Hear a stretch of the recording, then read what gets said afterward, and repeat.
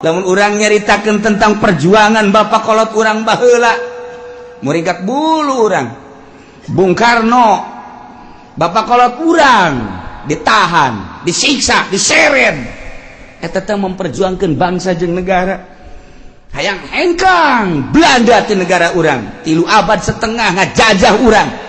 Supaya leuit jana urang teh terus berjuang saya aya babur runcing golok geus lain golok seukeut golok tarang hau maka berjuang di negara urang teh demi bangsa jeung negara supaya anak urang geus mah urang kos kieu supaya anak urang kan kitu ngaromongna ge anak incu urang supaya ngeunaheun nyana memperjuangkeun.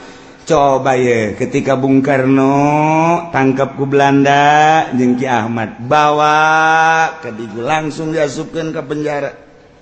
Sapoe, 2 poe, 3 poe.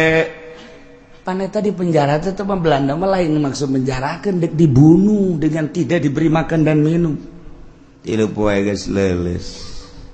Ngomongkan Bung Karno ke Ki Ahmad, Kiai rasanya kita mati ini di sini. Tidak usah ngomong begitu, cek Ki Ahmad. Mati urusan Allah. Tidak mati. Kalau nyawa kita masih ada di badan kita, kita tidak mati. Aduh. Bisa ada Ki Ahmad. Enggak usah takut. Ada Allah. Bung Karno, Allah itu benar ada. Tetapi kita tetap kalau tidak makan dan minum mati. Pertolongan Allah akan datang. Tenang. Ceki Ahmad, innallaha ma'ana. Kaopat poe geus kicep doa. Atuh teh dahar teu nginum pan? Kicep. Kiai, saatnya kita mati kan? Tidak. Ceki Ahmad, tetap hidup kita. Hidup bagaimana? Enggak makan, enggak minum. Belanda datang ke jero dibuka lawang blok seserian. Sekarang kau mati di dalam penjara. Sekarang kau tidak akan bisa melanjutkan hidup. Geus teu bisa nanaon kieu. Seserian Belanda. Digebrukeun deui lawang. Di jero geus kararieu bae. Ceki Ahmad, Bung Karno, pertolongan Allah akan datang ketika kita sudah tidak berdaya. Kita sekarang sudah tidak berdaya, cek Bung Karno. Mana pertolongan Allah? Itu kamu masih bisa ngomong, itu daya kamu. Oh iya ya. Baheula bae eta memperjuangkeun negara datang ke kitu coba. Kalau masih bisa ngomong berarti masih ada daya dan kekuatan. Ketika kita sudah tidak bisa apa-apa, baru pertolongan Allah datang. Kali mau poe geus bisa nanaon. Kararieu we. Mencak urang moana pertolongan Allah sebentar lagi. Ketika kita belum pasrah 100% kepada Allah, Allah tidak akan menurunkan pertolongan. Pasrahkanlah diri kita 100% kepada Allah. Jangan ada perasaan, kekuatan, daya di diri kita. Semuanya milik Allah. Ceki Ahmad kan gitu. Pasrahkan semua kepada Allah. Nanti pertolongan Allah datang. Bung Karno geus kieu bae. Geus teu ngomongnya. Teu dahar teu nginum. Kunaon ka sore jol bae aya jelema datang mawa sangu lewat erang-erang tah di penjara teh pan aya nu bolong sagede-gede di luhur lobang angin asup ka dinya set bluk mawa sangu dahar di jero. Ayo kita makan, ini pertolongan Allah. Dah Bung Karno ge bingung di liwat mana jelema ieu di lawang dikunci bisa mawa sangu segala rupa ieu.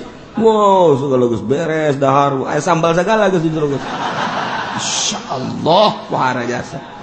Beres datang kok kobok set sasalaman, naik deui lewat eta deui lubang angin set keluar. Bung Karno teu ngomong. Eta saha teu ngomongnya. Jeung nang nita saha teu ngomong. Deuk ngomong ka Ki Ahmad bisi salahnya. Secara kanan bae di jero. Kiamat ada kiai ulah abah kita sok ngaji mingguan di dia ngajina hikam teh. Ya Allah ya Rabbi. Geus rada aya tanaga teh poe eta. Isuk datang deui lewat eta didelegeun bae ku Bung Karno. Set datang deui. Duhar mantap. Pohara jasa.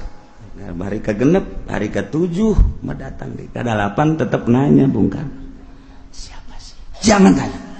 Tuh bener bae ceknya. Aing carekan deh. Tuh bener aja saat-saat kos itu tuh bener nanya. Pertolongan Allah nanti setelah kita keluar baru saya jelaskan. Masya Allah. Tak eta teh bisa datang lewat eta kan jelema kiai. Datang nggak sanggup. Hari ke-8 ke-9 Belanda mawa itu tempat maitnya naon Kurung Batang dianggap paeh kan. Jangan pakai kau jangan mau Kurung Batang buka begitu buka blok nyara kerkarari ada apa? Oh, cak Belanda ini bukan orang. Tutup lagi, siapa tutup Belanda ge? Nah itu guys dianggap pakai hasil hirup kayak gagah jasa tutup sekian bukan orang ini.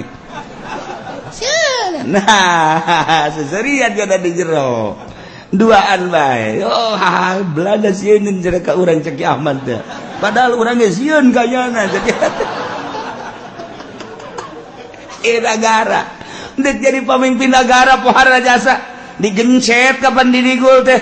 Tapi kan meleset jelemana blok ka Jakarta nu digencet nama hanya tangkal cau.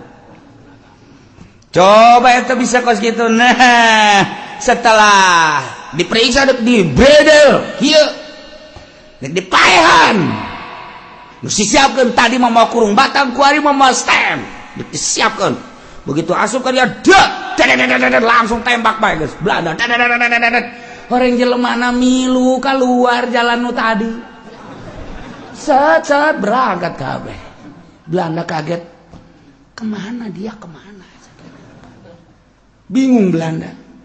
Yang bisa keluar lewat lubang itu mah bukan orang, setan cakna. Cak Belanda. Deui keur kacaritakeun na eta zaman baheula memperjuangkeun bangsa jeung negara datang ka kos kitu. Nah ieu keur carita eta lewat dinya jaba anu ngiriman sangu, jabanya ada keluar lewat dinya. Kok bisa karari itu hasil tapa. Dek mimpin negara teh tapa heula. Lamun patilasan Bung Karno di Jawa Timur, patilasan Bung Karno di Bogor, patilasan Bung Karno tuh di Bekasi, patilasan Bung Karno tuh di itu di mana kitu di Ciherang, patilasan Bung Karno di dia di Banten. Tapa Bung Karno. Mun urang nyaritakeun Padang aya patilasan Bung Karno, urang nyaritakeun Aceh aya patilasan Bung Karno. Etalah endek mimpin sebuah negara. Tapa heula. Tah dipimpin ku jelema nu tapakan ngeunaheun urangna. Sebab naon? Beraninya ngeunaheun. Adapun kadituna urusan jabatan dan lain-lain sebagainya eta mah geus macem-macem geus kaditu. Tapi eta lain lalagaan bisa asup kadinya. Eta si kiai saha nu asup ka lawang eta tah ka naon gara-gara lubang angin moal sangu set. Kiai, urang Tangerang kiai. Kiai datang ke dia, set, beres dah, mau dibejakin kayak, mau dibejakin, terus jadi gali ke kuburan anak,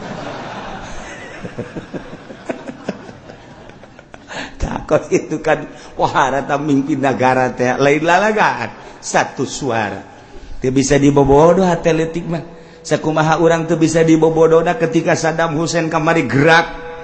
Ku ajeun tinggi ulah-ulah ge simpati bangsa, simpati manusia, umat sadunia simpati kabeh. Moal pati-pati simpati lamun di jero benak katena henteu aya kemurnian. Moal aya seluruh lapisan, boh kafir, boh muslim simpati terutama mukmin, simpati ka Saddam Hussein. Bari di jero nagarana mah aya anu ngalecehkeun ka Saddam Hussein. Tapi tetep baik kesimpatian teh teu bisa dibeli lantaran di jero na aya mutiara. Sakumaha simpatina bangsa Indonesia ka Bung Karno lain di Indonesia bae Jepang simpati ka Bung Karno, Arab simpati ka Bung Karno, bahkan titi mangsa Bung Karno teh ya mun urang ke Mekah atuh aya di Arfah aya titi mangsa Bung Karno di tempat Sai aya titi mangsa Bung Karno, di Baitullah aya titi mangsa Bung Karno, lain jelema leutik berarti. Lamun urang nyaritakeun tentang keistimewaan Bung Karno ketika ke Afghanistan anu nganyahokeun makom Imam Bukhari secara mendunia Bung Karno. Jehe lain lalagaan tak urang lamun nyaritakeun sejarah ngan teu dipuat. Aneh, nu dipuatna hanya nu nakal-nakalna bae. Cinta wanita lah nu dipuat teh. Tentang kepekaian lah nu dipuatna, kepositifanana negara jadi merdeka. Hanya sakitu bae, lain-lainnya teu pernah dibuat. Ketika Bung Karno diundang ke Afghanistan, gideg Bung Karno, karena dibutuhkan wawasan Bung Karno di Afghanistan, Soviet, maka Bung Karno siap. Yang penting tolong carikan dulu makom Imam Bukhari di mana. Setelah ada, nanti saya ke sana. Atau pansanagara neangan makom Imam Bukhari. Begitu datang ke itu salah cek ngecek Bung Karno, bukan itu makam Imam Bukhari mah, yang ini nunuduhkeun Bung Karno. Lain jelema leutik Bung Karno teh nu mantek mun nyaritakeun Bung Karno moal anggeus-anggeus dijore-jore Bung Karno, simpati bangsa jeung negara tetep bae. Di PKI di lain bae cekate lain bae eta mah sekadar sebuah sejarah anu bisa dipelesetkan. Hate leutik bangsa tetap lain Bung Karno seorang waliullah.